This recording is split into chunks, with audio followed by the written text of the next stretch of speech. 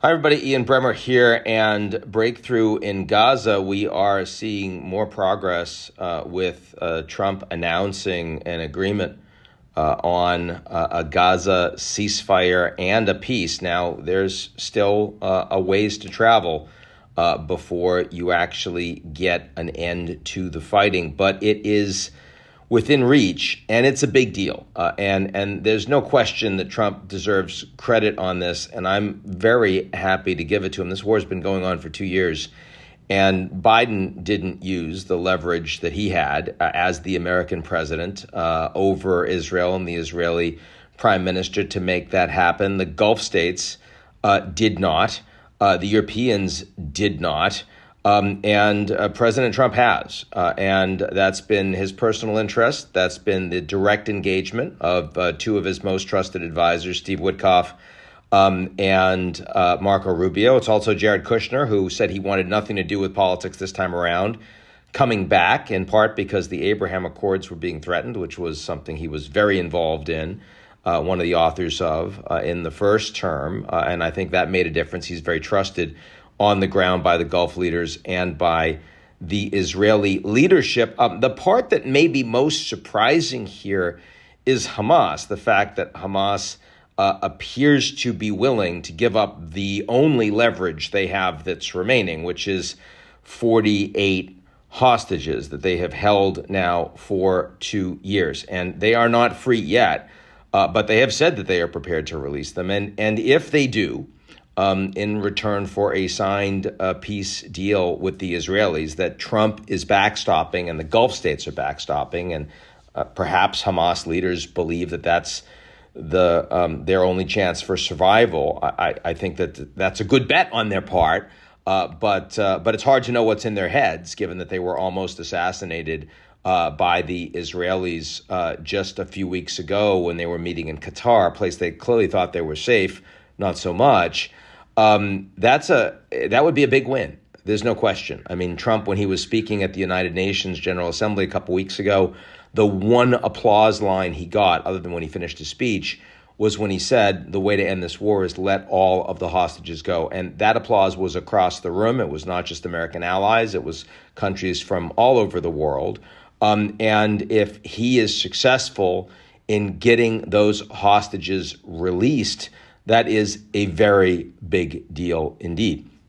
It certainly will underpin a longer ceasefire. We then still have the necessity of Hamas to lay down their weapons and to accept not being part of any governance process in Gaza, which no one else is plausibly going to accept at any point.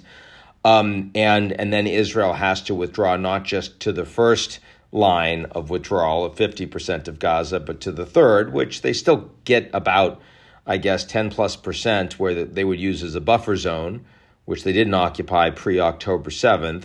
But at that point, it would be the best plausible outcome for the Palestinians in Gaza after 2 years of blockade and bombing, and 2 years of Hamas using Palestinian civilians as shields. And so, I mean, there's plenty of blame to go around here for why this has lasted as long as it has. Blame the Israeli government, blame Hamas, blame pretty much every government that could have had leverage and refused to use it. And that includes the first couple months of the Trump administration, sure. But if it's over, I'd be real pleased. And is Trump going to get a Nobel Peace Prize for this? No, not when the decision has to come down before you know if the deal is sticking. Absolutely not. Do I think he would deserve one? On balance, probably, yeah. I guess I do. I mean, if I were on the committee, I'd want to spend the time thinking about Trump versus other people that are also deserving. I mean, the cause of peace has not had many champions this past year, but there have been some, and there have been some that have given up an awful lot in challenging positions to try to stop the bleeding that is occurring in so many countries. I saw online people talking about Chef Jose Andres. I certainly would be very supportive of him getting a Nobel at some point. I think he's wonderful and truly committed and devoting his life in ways that have saved lots and lots of people That's a really big deal.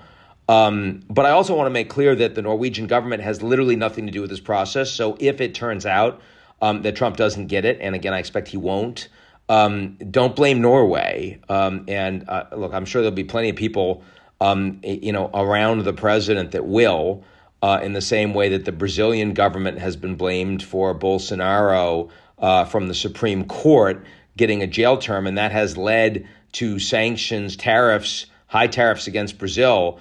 It would be a travesty if there were any punishment against Norway for the fact that Trump doesn't get a Nobel, especially if you take Trump at his word, and I'm not suggesting you should, that Trump has said he's not doing this for a Nobel, he's doing it in the cause of peace. Like, he doesn't care if he gets one. That's obviously a lie. He cares a lot.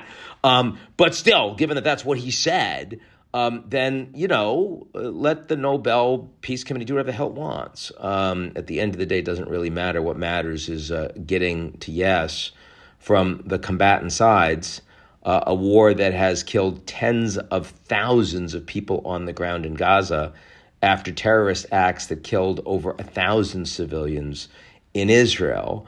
And everyone wants to see the end of that. There's no benefit in continuing that fighting. There's no benefit in continuing that humanitarian blockade. There's no benefit in continuing to hold those hostages. And we are now within spitting distance of it ending. So I'm more optimistic than I've been at any point in the last 2 years. That does not yet make me optimistic. I still think that there are lots of ways this can go wrong, but let's be hopeful. And if it happens, let's give the president some credit. Final thing I'll say, he's my president. I'd like him to succeed at stuff. It's not up to me.